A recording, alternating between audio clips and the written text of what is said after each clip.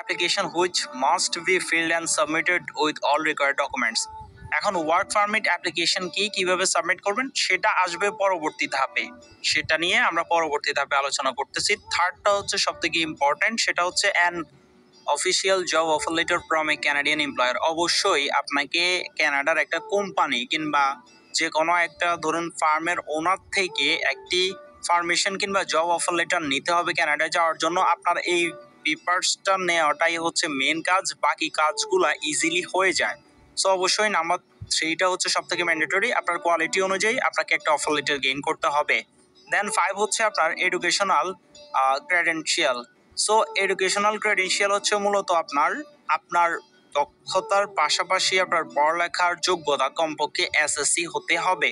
দেন হচ্ছে language proficiency test result. তারা আপনার আইএলটিএস চাচ্ছে না, কিন্তু অবশ্যই আপনি যে কাজের উপরে দক্ষ, যে কাজের উপরে আপনি কানাডা মুভ অন করতে চাচ্ছেন, কোম্পানি যখন আপনাকে অফার লেটার দিচ্ছে উইদাউট এলএমআই এ, তখন সে অবশ্যই আপনার একটি ইংলিশ টেস্ট নেবে, আপনি কি কানাডাতে সার্ভাইভ করার মতো উপযুক্ত কিনা সেটা সে অবশ্যই যাচাই করে দেন আপনাকে অফার লেটার দিবে।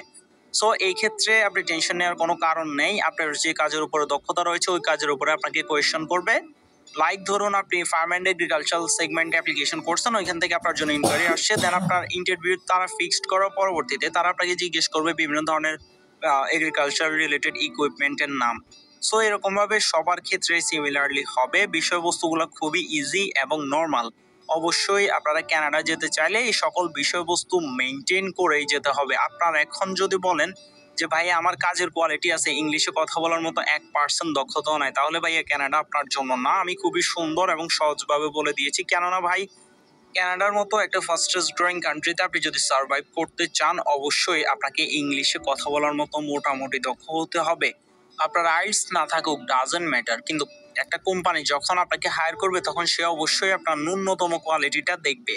এটা আপনি নিজে যদি কোম্পানির ওনার হইতেন আপনি নিজেও দেখতেন, কেননা যে কাউকে তো আর আপনি আপনার কোম্পানির একটা গুরুত্বপূর্ণ পদে আনবেন না বা এত লক্ষ টাকা বেতনও দিবেন না।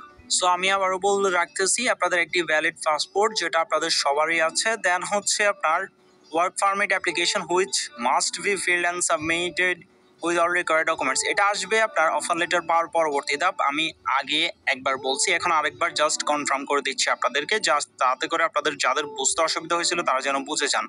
দেন হচ্ছে an official job offer letter from a Canadian employer. অবশ্যই একটি কানাডার কোম্পানি থেকে আপনার যে কাজের উপরে কোয়ালিটি রয়েছে, আপনার যে কাজের উপরে এক্সপার্টিস রয়েছে, ওই কাজের উপরে আপনাকে একটা অফার লেটার গেইন করতে হবে, না হলে আপনি কানাডা যেতে পারবেন না। সো অফার লেটারটা পাওয়া খুবই ইজি, সেটা কিভাবে পাবেন সেটাও আমরা দেখিয়ে দিব।